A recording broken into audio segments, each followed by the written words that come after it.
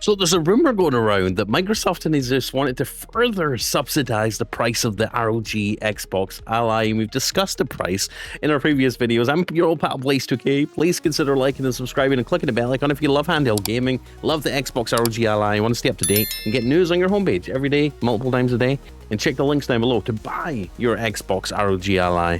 Let's get into the news.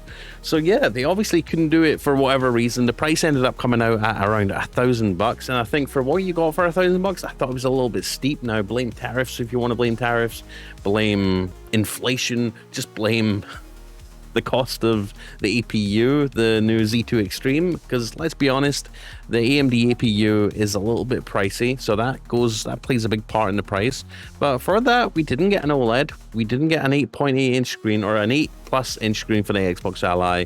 We didn't, I don't think we got Hall effect sticks either. There was a couple of things we didn't get. For $1,000, I would have expected that we would have got them, but we didn't. Now, for whatever reason, I don't know.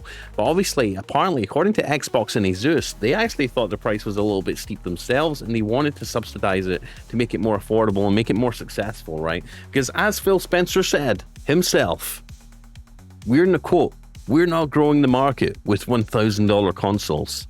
And then he goes on to sell the Xbox ROG Ally, which is an Xbox, according to Xbox and Phil, for $1,000. So we're kind of getting mixed messaging from Xbox and Phil Spencer here. So back in Gamescom 2025, back in August, at Gamescom 2025, we found out about the official release date for the upcoming ROG Xbox Ally, and Microsoft chose to avoid or reveal pricing or beginning pre-orders at that time due to a challenging macroeconomic climate. In the same macroeconomic climate, we've seen companies like Sony and Xbox as well raise their prices to some silly amounts. I mean, we saw 2 price rises for Xbox devices in the last 6 months, which is bizarre for 5-year-old hardware, the Xbox Series X and S. So yeah, it's been a challenging time for them apparently.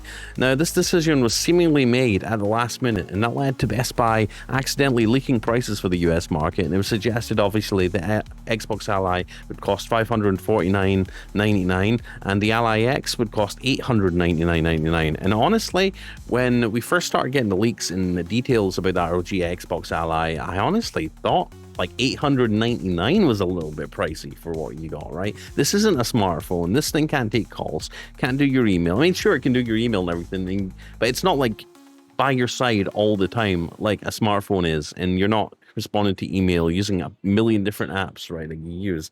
It is a gaming device. It is a handheld gaming PC console at the end of the day. Are you going to be using it for Word documents? Are you going to be sending emails on this thing? Probably not. Let's be honest. I mean, sure, it can. If you use the Windows desktop mode, you can do that. But, and, you know, sit it down but you're not going to be using this as your primary internet browsing device, as your primary, you know, productivity device. Unless you're sitting at home with it docked up to a monitor and stuff, right? Like I said, it's not to say that it can. I'm not saying it can do that. Can't do those things. I'm not saying it can't do those things in handheld mode. I'm just saying the majority of people, 90% of the time, 95% of the time, you're going to be using this to play games on. And is that worth $1,000 price tag? Well, those leaked prices, $899, obviously didn't turn out to be the final price. And last week, obviously, they announced the price was going to be $599.99 for the regular Ally, and the Ally X was going to be $1,000. And obviously, pre-orders are still live. And despite what Xbox wants you to think, they are still in stock. So it's available for pickup and available for shipping as of right now on September 30th. So if you still want to buy one, go get one. I'll put the link down below in the video description if you want to get one. But back to the article on purexbox.com. What happened to the supposed subsidization? What happened to them subsidizing the price? Maybe the subsidized price was $899, you know, under $1,000. Maybe it was Phil Spencer himself who says, you know, guys, listen, we can't sell this for $1,000 because I went on record and said we're never going to grow the console market or grow the gaming market with $1,000 consoles. How would it look if we ended up selling it for $1,000? I would look like a hypocrite. Maybe. But then the higher ups were like, you know what, Phil, listen, you're just gonna have to swallow your pride here, dude. It's you said what you said. You shouldn't have said what you said, but you said it, and we need to sell this for $1,000. So let's just do it. Put your pride aside, Phil. So what happened here? We know what Microsoft increased the price of the X and the S in the US specifically this month, so it stands to reason that the ROG Xbox Ally would get a price bump ahead of launch as well. And despite this, a rumor that originated from the Xbox Era podcast and was later corroborated by the ever-reliable Tom Henderson at Insider Gaming suggested that Microsoft and ASUS actually wanted to further subsidize the price of the Xbox Ally, but obviously that never worked out. It seems that this was based on feedback to the European prices, which first leaked in June. Those prices actually haven't changed at all since then, and they were leaked at €599.99 and €899.99, and that's what they turned out to be. So obviously here, Oliver Darko over on Xbox Era claimed Microsoft and ASUS wanted to reduce the retail price for ROG Ally after fan backlash. And Tom Henderson says, if you were even remotely connected within the industry, you'd know that this was in fact true at the time, but they obviously couldn't do it for whatever reason. So Oliver Darko asks, so what exactly happened between August 24th and September 25th? Exactly what he said, but it didn't work out. Reporting on what's going on behind the scenes and stuff like this is risky, but what he's saying wasn't made up or whatever you're trying to imply. So continuing the article from purexbox.com, everything here should be taken with a pinch of salt as always, but clearly Microsoft wanted to make these devices as cheap as possible. It's a challenging climate, as Team Xbox has mentioned right now, though it seems Microsoft and ASUS couldn't go quite as low as they wanted to.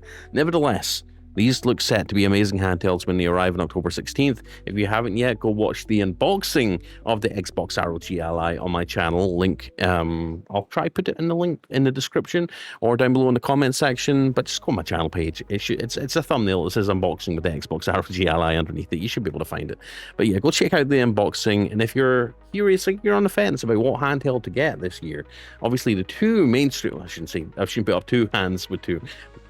The two mainstream handhelds this year that are taking all the limelight, that you can pick up from a store nearby, are obviously the Lenovo Legion Go 2 and the Xbox ROG Ally X. And, you know, they're the two best mainstream handhelds that you can pick up at a store, return to a store if it isn't working properly. And I've got a showdown for those two handhelds on my channel as well. I'll try to put a link to that as well. Basically, we pit them against each other for the display, the specs, the battery life, the design, and the price, and we picked a winner. So if you want to see who the winner is of that, if you're on the fence still, go watch that video. But either way, listen, if you're picking up an Xbox ROG Ally, I think you're going to love it. I've had an Ally. I had the first generation Xbox, the ROG Ally, not the Xbox Ally. I had the first gen ROG Ally, and I loved it. I did have a couple of quality control issues. ASUS seemed to have iffy quality control, at least they did when I bought my ASUS G14.